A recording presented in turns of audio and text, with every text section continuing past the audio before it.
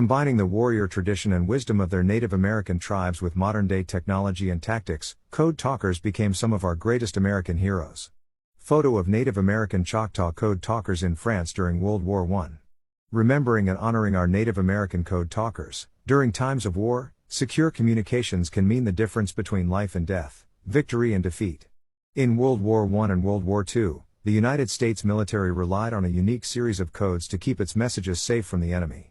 These codes weren't based on cutting-edge technology or complex mathematical equations, though.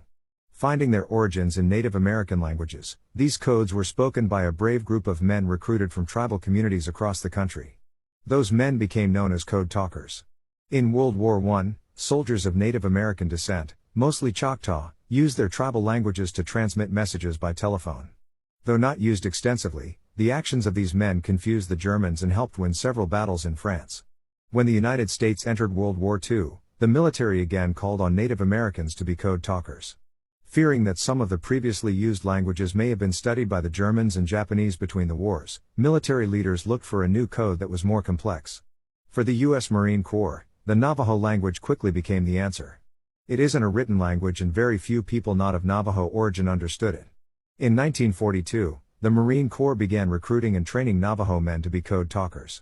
Carl Gorman was one of the first Navajo to join up. For us, everything is memory, it's part of our heritage. We have no written language. Our songs, our prayers, our stories, they're all handed down from grandfather to father to children, and we listen, we hear, we learn to remember everything. It's part of our training. The first 29 Navajo code talkers created an phonic alphabet and used word substitution to develop an all but unbreakable code. Fighter plane became hummingbird. Turtle became tank. Battleship became whale. Other branches of the military recruited Native Americans from all different tribes to create similar military codes based on their own languages. After the codes were established, trained code talkers joined combat units around the world. The Navajo and Hopi were assigned to service in the Pacific. Comanches fought the Germans in Europe, and the Meskwakis fought them in North Africa. Code talkers from other tribes fought at various locations in Europe, the Pacific, North Africa and elsewhere. Because the code was considered to be so important, many code talkers were assigned guards and weren't allowed to move around alone.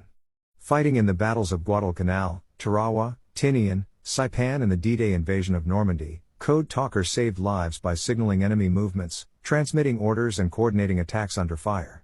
Major Howard Cooper, a signal officer commanding code talkers, said were it not for the Navajos, the Marines would never have taken Iwo Jima.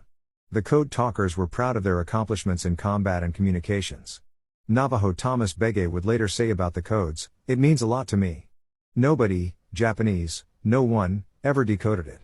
Despite earning the respect of their fellow soldiers and Marines, code talkers received no recognition on the home front. Their code and actions remained classified until 1968. As their role in the war became better known, code talkers have been celebrated in movies and television shows, and many have been awarded medals from presidents and Congress. The book, Giant Killers, War Heroes and Special Forces Legends highlights the unbelievable stories of our greatest war heroes and helps keep their legacies alive. Makes a great gift for the military enthusiast in your life. Available now on Amazon as a paperback and ebook. God bless Native American code talkers. And God bless all our vets.